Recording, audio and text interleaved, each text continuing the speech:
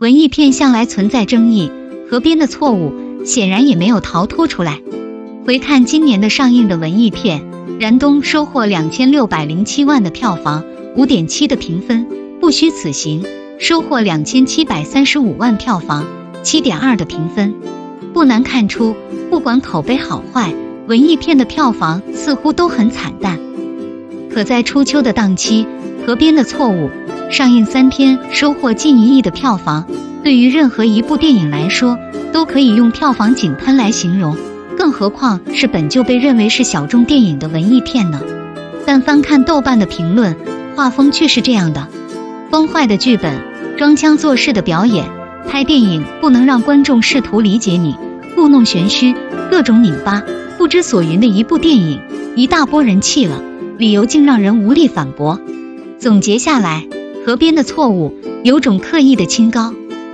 先说全片中最重要的人物，幺四婆婆曹阳氏。整部影片围绕幺四婆婆的死展开。原著中的幺四婆婆有着小众的癖好，收养了疯子后，村里的邻居经常听到屋内的动静，以为婆婆被虐待，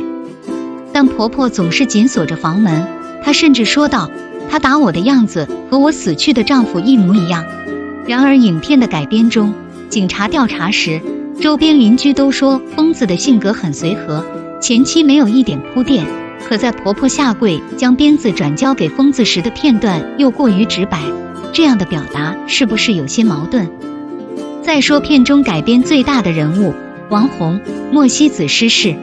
原著中的王红是被列为嫌疑人的人物，影片中的她却成了被害的死者，这段的改编确实有些脱离重点。钱玲、刘白沙氏和王红约定来到河边私会，先一步到达河边的钱玲看见尸体，连忙离开，吓得包都丢了。王红晚一步到达，发现尸体，却也没选择报警。看过影片的观众都猜出了，不管是婚外情还是师生恋，两人的感情都是见不得光的。但影片花了大篇幅放在了钱玲的录音上，从火车鸣笛信号到调查车辆事故，忙活了一通，却和影片想表达的无关，用神乎其神的气氛衬托剧情。许亮、王建宇氏的死应该是全片节奏的分割线，也是导致马哲、朱一龙氏陷入疯狂和幻想的主要原因。但这段的表达看的却是云里雾里。许亮深知在警察的调查中，自己的异装癖会被暴露，在当时的年代不能被理解，选择用自杀的方式结束自己的生命。然而马哲却将他救了回来，于是他选择死在马哲面前。之后马哲开始分不清现实和梦境，不光他分不清，估计很多观众也分不清。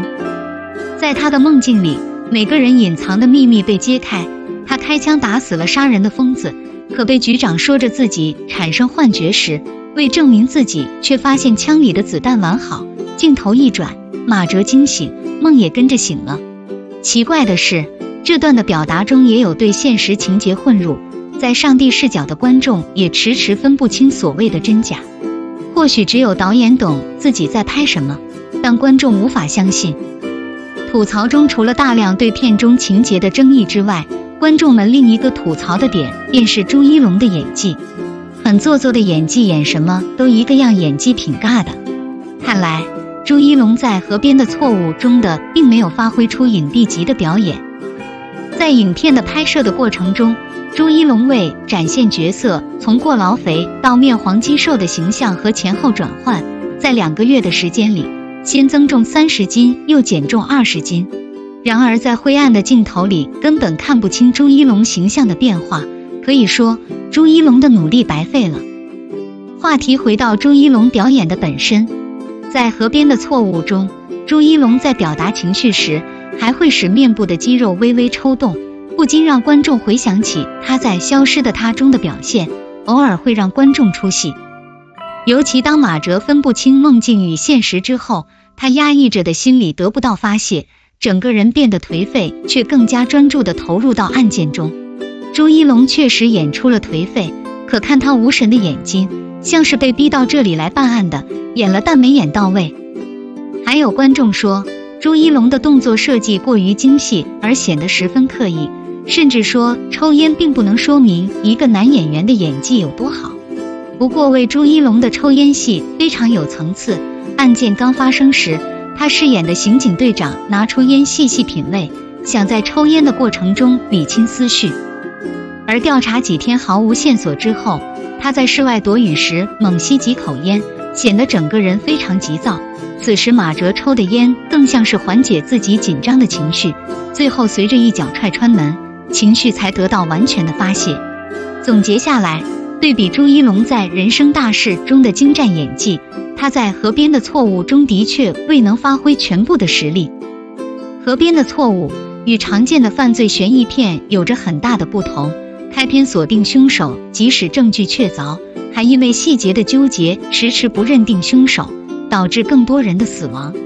而在宣传时，片方更是把没有答案到底几发子弹等预告放出来，吸引观众，却未清晰表明题材。当观众将它当成犯罪悬疑片后走进影院，才发现这是一部文艺片。小众题材想要获得大众认可，道路有些艰难。即使片中的人物个性鲜明丰富，但故事线看得人云里雾里，模棱两可，细节让观众自行想象，得到的评价只能是两极分化严重。